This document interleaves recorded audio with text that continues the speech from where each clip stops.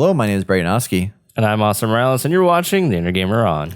And today we'll be talking about the fall and the future of Blizzard. There's a lot of stuff that's been going on lately with Blizzard, dating back all the way to 2018 to today with the sexual harassment charges. So we're going to go through the whole history and talk about, is there a future left for Blizzard? And as always, if you enjoy this content, please like, subscribe, bang that bell, because you know you want to. Do it for the tube. The YouTube.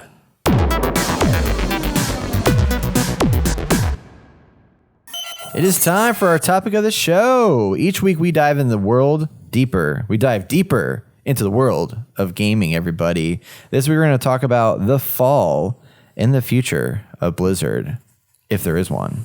That's a real question. That's a real question. So I'm sure many people have been hearing all about what's been going on with Blizzard. If you haven't, I'm going to give you like a 2-second synopsis. No, 1 minute synopsis, I guess. Yeah, give it 1 minute. Yeah. So Blizzard was being sued by California for discrimination, sexual harassment, and toxic work culture. The CEO, former CEO and co-founder, went out and apologized. And then in the whole mess of things, more people started coming out. 2,000 employees signed a letter condemning the actions. And then the employees staged a walkout. And then the CEO comes out and gives a tone-deaf statement that, you know, this is all bullcrap, blah, blah, and, you know, basically doesn't do what he should to calm things down. And now they're under major scrutiny and people are like not streaming the game anymore. And like people are upset and it's just become a whole, basically Blizzard has like destroyed their reputation very fast, very quickly. And there's more and more stuff that keeps coming out about horrible things that were happening within the group. That's just like, It won't stop. come on, y'all. Like more things keep coming out, and it just gets worse and worse and worse by the day. Yeah. And it's so bad that they have halted production on World of Warcraft. So Oh, I didn't see that. That's no cool. more, no updates until further notice. It is at a halt. Wow. And that is like the cash cow of Blizzard, Activision. So they are in the worst position you could imagine and that they could ever be in. And we'll get into it. Yeah. Because I have predictions. There's an article that came out on PC Gamer that basically just talks about how Blizzard's reputation has collapsed in the last 3 years.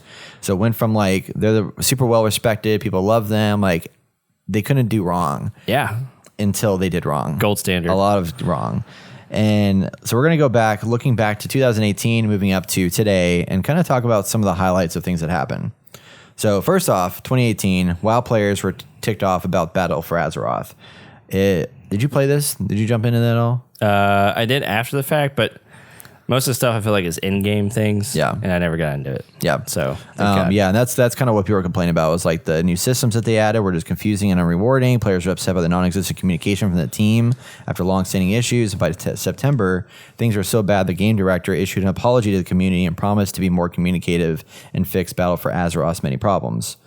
And then a little bit later, Mike Morhaime steps down after 27 years. He was with Blizzard since he co-founded the studio in 1991. Replacing him was president J. Allen Brack, who had previously worked as World of Warcraft's executive producer. And I feel like this is kind of what led to the fall, really, because once he took place, yeah, a lot of shit started hitting the fan. Right. So then Diablo Immortal was announced. Fans were pissed because they said it's a mobile game. And people were like, don't you guys have phones? Is there any plans to make this playable on PC, or is this strictly mobile forever? Are there any? The current plan is to be on mobile, both Android and iOS. We don't have any plans at the moment to do PC. Do you guys not have phones? Yeah, you guys all have phones.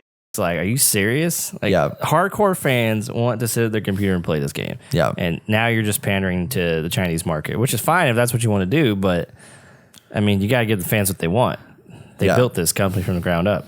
So everybody felt tricked and lied to, and it was a huge misstep and caused a lot of disruption. And then Blizzard decides later on that year, I mean, it was a bad year in 2018 for them. Yeah. Blizzard unexpectedly kills Hero of the Storm's pro scene.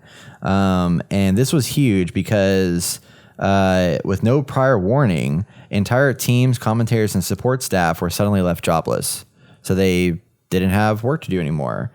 And I mean, people knew that. I mean, there was some like, you know, information out there that like there's still bigger MOBAs and stuff like that. Yeah. You know, fans and stuff were just super mad that they would wait so late in the year to break the news and then not give any advance notice for them to prepare for like an exit strategy or like an alternative plan. So they found out the same time that the public found out, which is kind of sad and terrible. Yeah. And not very good for, you know, respecting the people that give you money to play these games and participate in the things that make you guys money. Well, I've heard that, you know, Here's a Storm wasn't supposed to be this big, gigantic, you know, money-making machine. It was more for like the fans and rounding out their lineup of games, something new, different, you know, and this is one more thing that people love to watch and play. And yeah, it's not World of Warcraft money, but still, like, it's just something that just helps your overall brand. Yeah. And this was, it's honestly, Here's a Storm was my favorite MOBA. Because it was more accessible. And I appreciate that they made it to where it's like, it wasn't as focused on like the ganking aspect. There was actually objectives you can do to support your team without having to be like really, really good at bum rushing them as a team and, you know, taking people out individually and stuff like that. Getting shanked. Exactly. Then we moved into 2019 and a former Blizzard employee says HR did nothing to stop racist bullying. So in January, an employee posted a statement on Twitter detailing bullying and discrimination that he faced while working at the Hearthstone esports team starting in 2016. And he claimed that he was retaliated against for speaking out and even received negative performance reviews that described him as, quote, not a team player and, quote, difficult to work with. And then shortly later, he began suffering from anxiety attacks and major depression and was placed on medical leave in 2017. When he was later placed on unpaid leave in 2018, he handed in his resignation.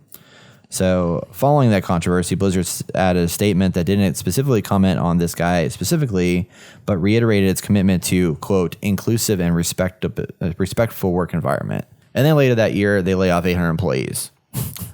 Man. But also at the same time, I remember them giving bonuses to their executives. Yes. Yeah. Sorry. That was 8% of their workforce was laid off. Not a lot, but still. Yeah. That's just a lot of people. I mean, those are people that have names and families. And look, I get it. If there's fluff in the company and some things have to be cut, like, it just makes sense. Because as things change, like, certain positions aren't needed anymore. Like, it's just how it goes. But that's a shit ton of people.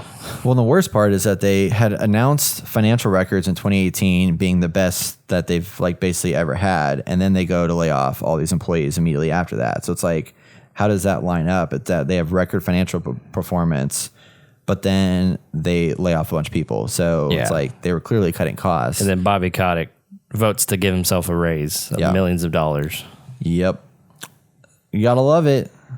And then over the following year, Activision Blizzard sparked even more criticism when it began rehiring for many of the roles it originally cut, culminating in a 2020 announcement that it still needed to hire 2,000 employees to meet demands. And then later that year in 2019, Frank Pierce steps down, who was Blizzard's co-founder, who left the company after 28 years. Though one of the less visible faces of Blizzard, Pierce led development on Warcraft 3 and was an executive producer on WoW's Burning Crusade, Wrath of the Lich King, Cataclysm, and Mist of Pandaria expansions. Yes. And then, of course, we have the big, huge announcement of Blizzard banning Hearthstone Pro over his "Liberate Hong Kong" message. I mean, this is almost the boiling point, basically. Mm-hmm. If we weren't there already, this was like what started the pot rumbling. Yeah. There was a lot of stuff happening prior to this, but this was a global reckoning on Blizzard, big time. And so there was a player, Blitzchung, who called for Hong Kong's liberation from the Chinese government during a post-match interview at the Asia-Pacific Hearthstone Grandmasters tournament. Hong Kong was enveloped in chaos as hundreds of thousands of protesters fought against an extradition bill that will allow for the transfer of criminals to mainland China. Blitzchung was suspended for a year and stripped of his prize winnings.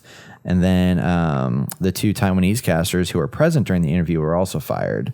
So he did break the rules of the tournament, but Blizzard's decision to suspend him drew condemnation, and it became a national news story. And then employees staged a walkout, then in protest of the decision of what happened. Yeah. And everyone was like, this is just to stay in the good graces of the Chinese government. I mean, that's just what it seems like because of, how much money what they he's make there. Exactly. It's just like, You're supposed to be an American company and standing up for American values, but I guess when money and greed gets in the way, you'll do whatever you want. That's right. And then, of course, this stuff carried on into BlizzCon 2019, where there were free speech protests taken over at the Anaheim Convention Center with hundreds of people gathered outside to protest everything. And of course, J. Allen Brack, Blizzard president, decided to take the stage to talk about and apologize for how they reacted. He didn't specify whether Blizzard would undo its suspension, but in an interview later, he confirmed that they would be reducing his ban to just 6 months, and the casters, however, would still be fired. And he denied claims that Blizzard's decision was influenced by its Chinese publishing partner NetEase. Sure. Ha ha ha ha. Well, I remember we saw the apology. I think you were okay with it, and I was like, yeah, this is some bullshit fluff. I was like, they had to do it, but it definitely could have been. My opinion was nothing they could have done probably would have fixed the problem. Like, no matter what, unless they completely erase everything, it could have helped. But that would have saved everything. Yeah. But they definitely fucked up for sure. They had to make a statement, so this was the statement that they decided to come up with. Yeah. And a lot of people were like, this sounds like lawyer mumbo jumbo. Right. Yeah. And then we reached 2020, which obviously is a global pandemic, but that was the only thing that was bad that year. Warcraft 3 Reforged came out, and it was a hot pile of garbage. It was a remaster to the 2002 video game with re-recorded cutscenes as well as upgraded interface, HD graphics, etc. Well, it didn't deliver on a lot of that. It looked worse than the 2018 reveal. The re-recorded voiceovers were scrapped entirely, and features that had been present in Warcraft 3 for decades, like clans and offline play, were missing from the game. And the new user agreement gave Blizzard full ownership of any mods that were made in Reforged, which very much upset the modding community. Oh, yeah. Everybody was like, why would you even play this game anymore? And you also could not go back to Warcraft 3 because this one effectively replaced Warcraft 3. Yeah, yeah. Without buying the original physical copy. So, hoorah. Yeah. So that's a shitty situation right there. And then a little bit later in the year, Hearthstone Pro claims that he's been blacklisted by a Blizzard after his wife was laid off. So popular player Savages, I can't pronounce his name, claimed he was blacklisted and, couldn't compete in official tournaments because his wife was one of the employees laid off and had been criticized multiple times on social media. So check that out. Isn't that great?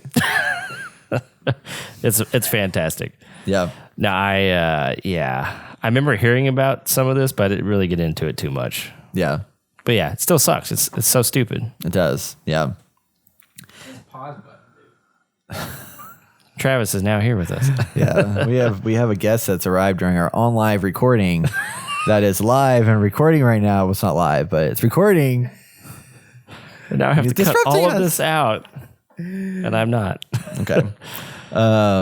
And then Alex, this is really interesting. This is kind of leading up to where we're about to get to at 2021. But Alex Afrasiabi, Pull up a chair. how do you pronounce his name? Quietly leaves Blizzard. And his sudden departure from Blizzard in June was a mystery. He had served as creative director for a number of years and had led development on Titan, Blizzard's canceled MMO. They made no statement about his departure, while players only noticing it after he updated his LinkedIn page to confirm he was no longer with the company. They're not over here, over there. Some of the people were thinking that he was involved in the sexual harassment discrimination lawsuits against Blizzard, which allegedly he repeatedly groped and harassed women employees. But none of the word had come out yet that we're about to talk about later, but he just mysteriously left.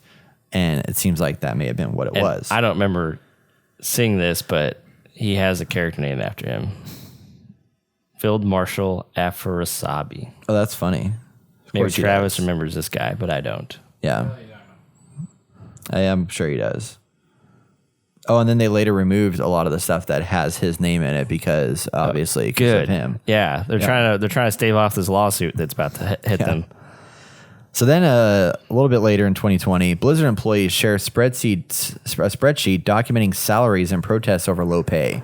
So things are already shitting the fan with these guys. But August of last year, Bloomberg reported that Blizzard employees were sharing their salaries after discovering large wage disparities. According to sources, an internal company survey revealed that many employees were unsatisfied with their pay, especially in contrast to how much executives like Kotick make. To advocate for better pay, they created a spreadsheet and began documenting their salary for recent pay increases. Billions. I'm sorry, mostly millions. Yeah, because he voted to give himself more money because he made a bunch of money in 2018. So he's like, we don't need these people. They're going to pay for my salary. Right. Exactly. Sorry. And now, that brings us to 2021, Big in kahuna. which Activision Blizzard hires controversial Trump and Bush era government officials. They raised eyebrows when they hired Francis Townsend, who had served as Homeland Security Advisor to President George Bush, one of the biggest political faces in War on Terror. I don't know why they would hire a government employee like that to bring into a game company, but they did. He would be their chief compliance officer, working to ensure its games didn't run. Oh, here we go. Working to ensure its games didn't run afoul of government regulators in foreign countries. That's what his role was. it's a her. Oh, her. Sorry, my bad. Francis. Yeah, yeah. My apologies, Francis. And then Brian Bolatow, a former Trump administrator, was also hired, and he became the subject of scrutiny after a probe into Trump's firing of an independent watchdog in the State Department. Right. In testimony during a probe into his firing, the watchdog claimed that he was fired without cause and tried to bully. Butow tried to bully him on multiple occasions when investigating the Trump administration. So that's a whole political thing right there in itself. And then one of the last good graces of Blizzard, Jeff Kaplan, decides to quit Blizzard. He's like, fuck this, I'm out. He's like, this place is falling apart. I need to leave. So the lead designer of Blizzard, of Overwatch, leaves before Overwatch 2 comes out after 19 years in the company. So very shocking, very surprising, and he left before they finished the game.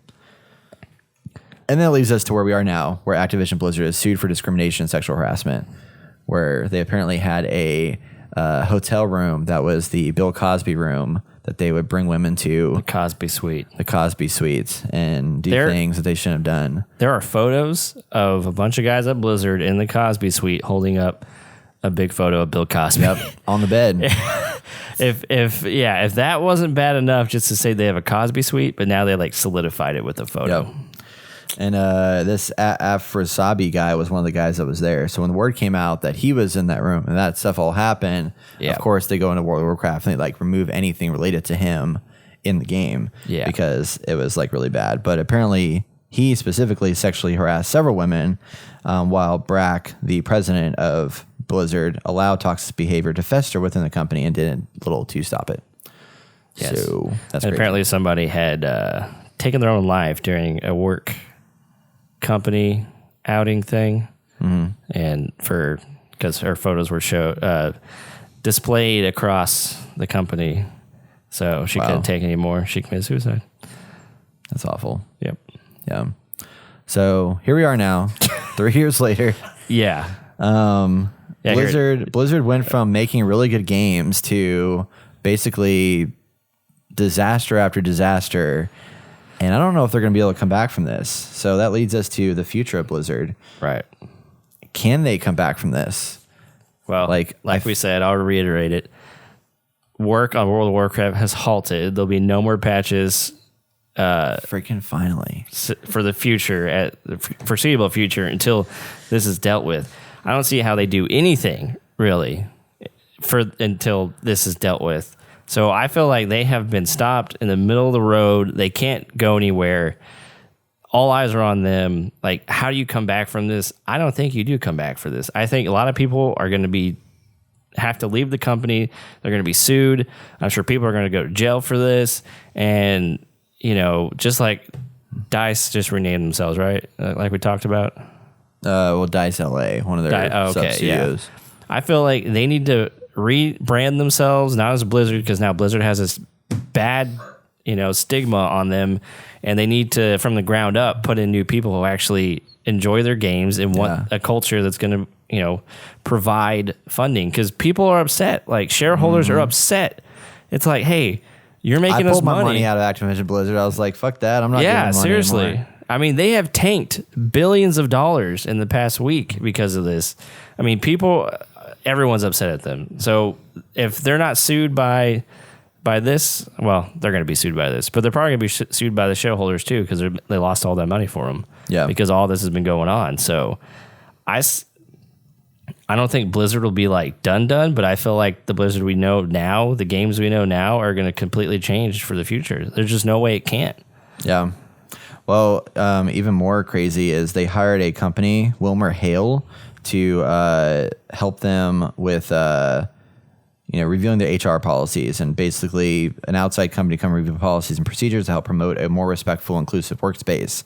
But this is the same company that Amazon hired to keep their workers from unionizing. So they're keeping their workers from trying to demand more pay because they're underpaid at Amazon. Right.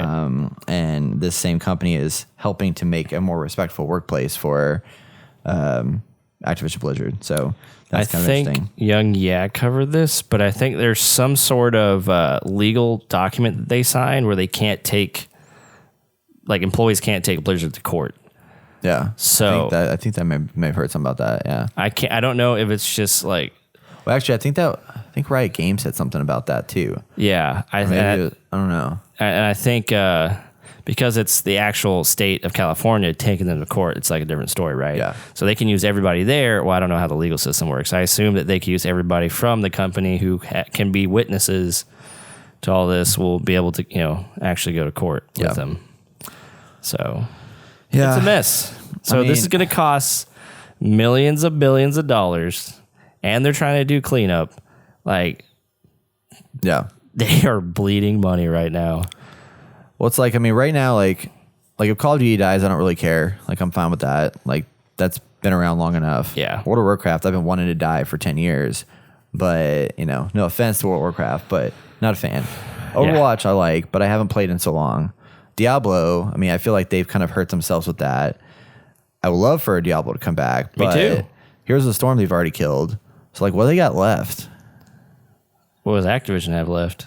Well, Activision says Call of Duty, so that's it. Like, they don't have anything else. They do have like that little like side group that like started making like remasters of games, like Tony Hawk's Pro Skater and Crash Bandicoot and all that stuff. But that's not a big chunk of change. But like Blizzard, Blizzard was their bread and butter at Activision. Yeah, and now Blizzard's properties are all like all over the falling place. apart. Like, yeah, nobody like World of Warcraft is getting shat on a little bit. Overwatch is like bringing out a DLC as a second game you have to purchase. Diablo 4, who knows if that's going to be any good. Hearthstone, nobody plays as much anymore. Here's the Storm they killed. There's nothing left. You're going to have people leaving to go to other games now. StarCraft. That's forever. Which they haven't done much with. But again, it's forgotten now. Yeah. Nobody don't do anything with it. You have fans who are leaving this brand to go to other brands now. How do you get them back? Some will come back, but the only way they're going to come back is if they change the structure of who's in charge. And, Bobby Kotick's got to go. Jalen Brack's got to go. HR's got to go because they knew about it. Like, people who knew about it need to go. And how's that going to change? Then they have to rebuild the trust that they've lost with all those people. And that's so hard to do. So, they're going to be in a shithole for like at least 10 years. Yeah. Because I don't know how it comes out. Like, how do you get out of that? I think a rebrand is a big part of it for sure. Yeah. Somebody was making a mention of, remember that company we talked about that was, I think they were called like Gloomhaven or Dreamhaven or Dreamhaven. something like that. That was created from Blizzard. Yeah. It's like, well, those same people were part of this. So like they basically start like people who have left the company said of that. They were sorry for like they couldn't stop this. It's like, well, now you've implicated yourself that you knew this was going on and you didn't do anything about it, or and who knows if they didn't barely carry did that anything over to their about it. company. Exactly. So same mentality. You have people from other companies about to get implicated and potentially sued and put in jail. So as it is now, I want to say Blizzard over, but Blizzard is over, but it's not technically over. Yeah. The way it is now is technically over. They're not coming back for a while. They're going to have to work really, really hard to be incredibly transparent and open, and their employees, I don't know how they're going to do it, but they need to be, they really need to do like how Jeff, Jeff Kaplan, I felt like was like the golden child of everything, where he was always open and honest about the production and where things were going and all that stuff. They need more of him and less of everybody else that works there. Yeah. Or clear everybody else out and just start new and find fresh faces that care about transparency. Prima Games, I think it's Prima. Oh, yeah, the yeah. ones that make the books. The strategy guide. Yeah. So they don't make any books for Ubisoft because of all the sexual harassment stuff. And now they've banned making anything for Blizzard. Yeah. And I was like, dude, that's huge. And it's funny because these people stand up for all of this stuff, like, Me Too movement and, anti-racism stuff. And here they've had like racist things in there allegedly. And now they've had all these, like, they are so hypocritical. Yep. It's just like you get what you deserve. So it's nice to see comeuppance, I guess. Yeah. Is that the right term? No. Sure. Yeah. Yeah. Well, that's the little history of what's happened with Blizzard the last couple of years, and it's not good. But So get New World. yeah, that's right. It'll be a new world. Yeah. Well, I don't know. I mean, we still got Amazon that's running that shit. Yeah, I which know. is, It's not. It's a whole nother issue in itself. But It's kind of okay. It's segmented. I don't know. yeah, we'll see. We'll see what happens.